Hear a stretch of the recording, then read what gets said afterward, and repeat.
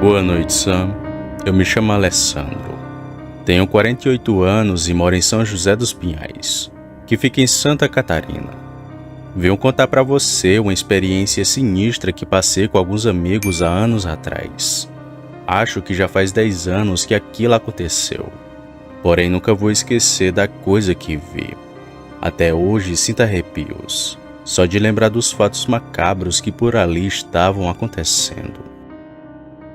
Eu trabalho como barman já faz mais de 10 anos.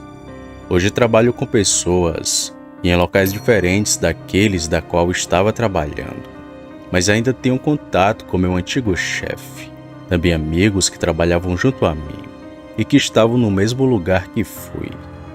Em fevereiro daquele ano marcamos uma viagem de carnaval. Iam fazer uma excursão com os funcionários do restaurante onde trabalhava.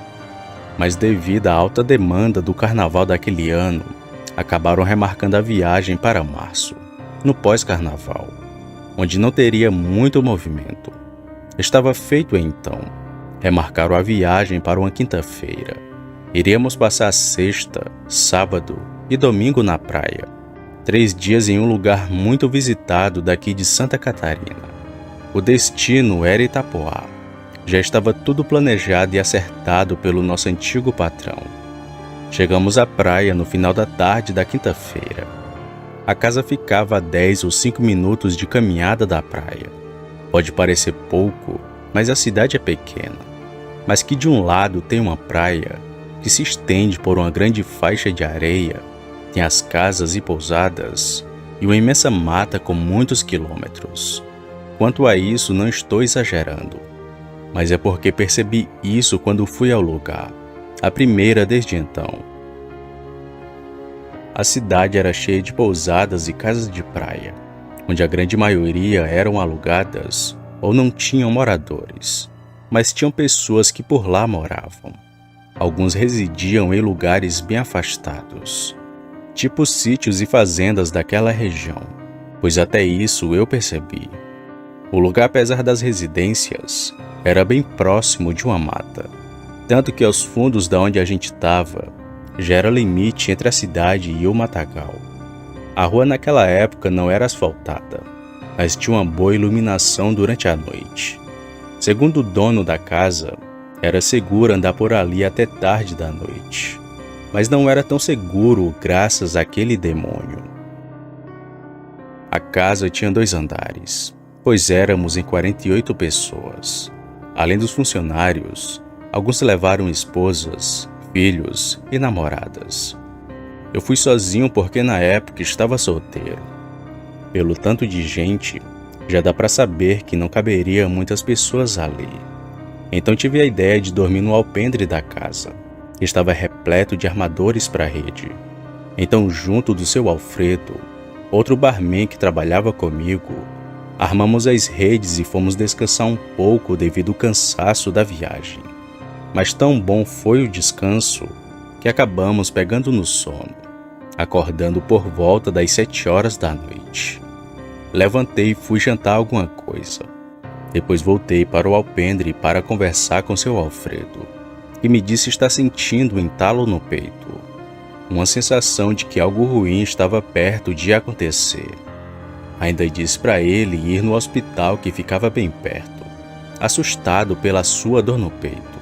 Mas seu Alfredo disse que não era nada. Talvez fosse o frio por estar ali fora. Concordamos e a certa hora da noite entramos para dormir no chão mesmo.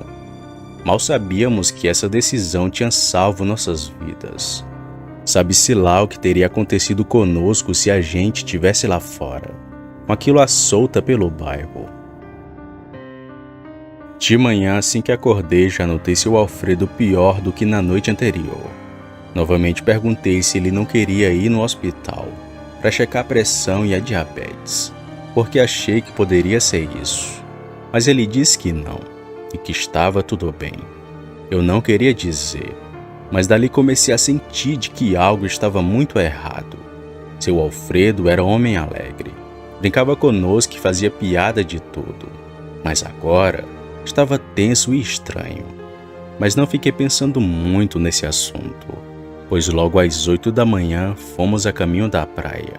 Tomamos banho, bebemos e comemos um churrasco muito bom à beira da praia.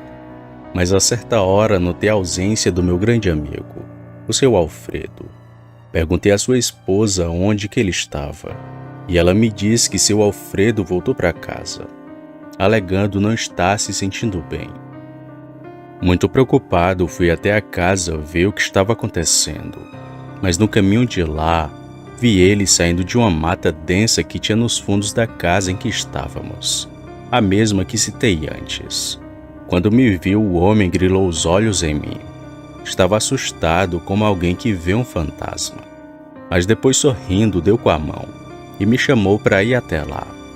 Ao chegar perto dele, perguntei o motivo de estar ali, e seu Alfredo me disse: Alessandro, você acredita no sobrenatural? Respondi que sim, e ele começou a falar. Esta noite vi uma coisa muito estranha. Tava sentindo aquele entalo no peito que te falei. Depois que todos dormiram, só eu que fiquei acordado. Nem dormi direito essa noite eu dormi. Fiquei com aquilo no peito até certa hora. Já não aguentando mais, levantei para beber um copo d'água, para ver se melhorava a minha situação. Mas foi aí que ouvi um som muito estranho, e que me aparentava estar aqui, dentro da casa. Mas depois, ouvindo bem, notei que era lá de fora que vinha um barulho, vinha do alpendre da casa. Era um cansaço, meio chiado, um grunhido, gemido. Era estranho demais. Caminhando lentamente, fui até a porta da cozinha. Mas quando cheguei lá, a coisa correu, e notei que aquilo era pesado e também muito rápido, pois ouvi quando ele pulou a pequena mureta da casa. Eu saí da casa e fiquei olhando pelos arredores, mas não vi nada por ali. Só um cheiro muito forte de algo fedido. Era como se algum animal morto estivesse na casa.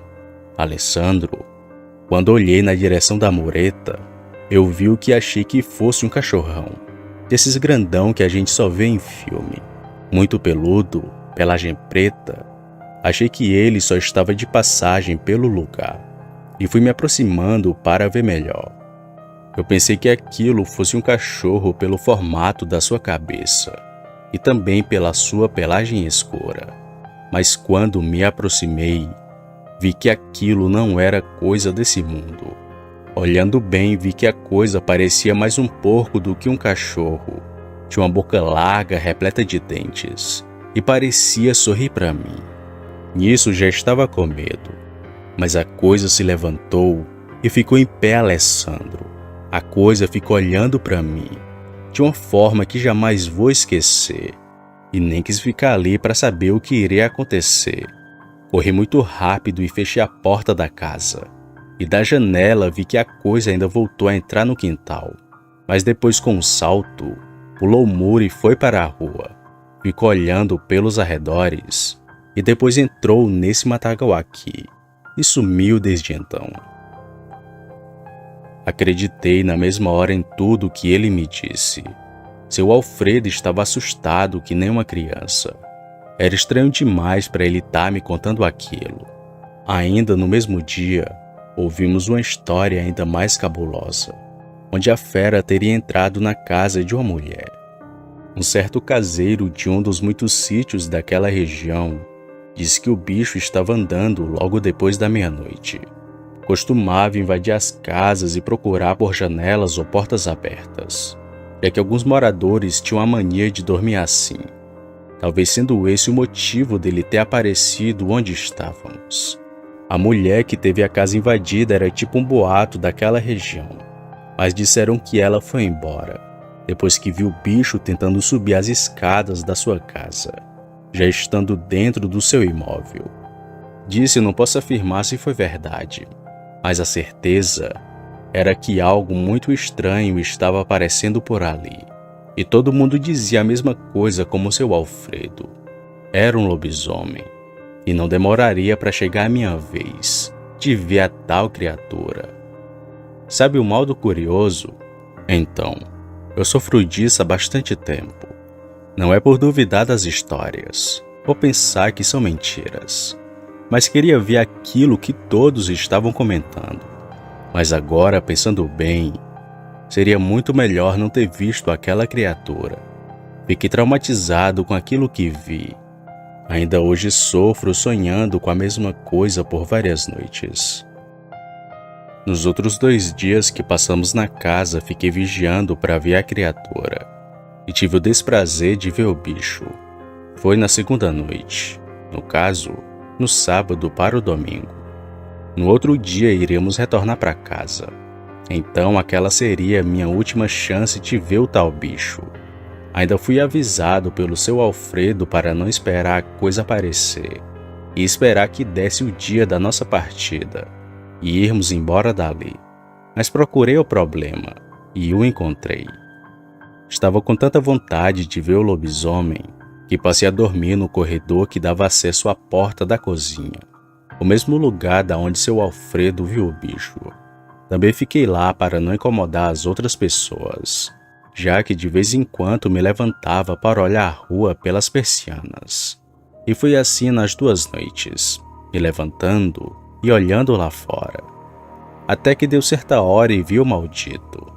Quando olhei, pensei que fosse um cachorro, mas olhando bem notei que além de grande, era estranho demais para ser um. Dessa vez a coisa não estava sozinha. Brigava com vários cães que latiam fervorosamente.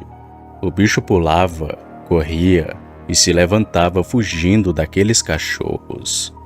Nessa briga acabou que o lobisomem correu para a mesma mata que seu Alfredo falou. Mas o estranho veio logo depois, assim que o bicho entrou naquela mata. Eu achava que ele tinha ido embora, mas olhando bem e pela pouca iluminação da rua, notei aquela coisa em pé, no meio da mata olhando diretamente para mim. Parecia saber que eu já estava olhando para ele. Com medo, saí de perto e voltei para me deitar. Os cães que há pouco latiam fervorosamente foram baixando o tom pouco a pouco, até não ouvir mais nada, dando um sinal claro de que o bicho enfim havia ido embora. No outro dia pela manhã falei para o seu Alfredo do que vi. Andamos por aquela estrada que se estendia por muitos metros e não vimos nenhum sinal daquela criatura, como pegadas ou pelos deixados para trás devido à briga com os cães. Nada, simplesmente o lugar parecia normal. Bom, passamos o último dia na praia e ao final do dia fomos arrumar nossas coisas para irmos embora. Saímos de Itapoá às 7 da noite. E no caminho da saída de lá, ainda olhei por aquelas estradas se via tal criatura, mas não pude ver nada. Depois de alguns meses, fiquei sabendo de uma reportagem local da cidade, onde moradores começaram a relatar aparições cada vez mais constantes da dita criatura, que assombrava a cidade desde muito tempo, sendo aquele mais um de muitos ocorridos do lobisomem. Hoje fico pensando na sorte que eu e o seu Alfredo tivemos naquela primeira noite, pois iríamos de fato dormir no alpendre da casa, coisa que não se concluiu por conta do seu mal-estar. Querendo ou não, fomos salvos por isso. Senão, talvez tivesse acontecido um ataque brutal daquele ser. Boa noite.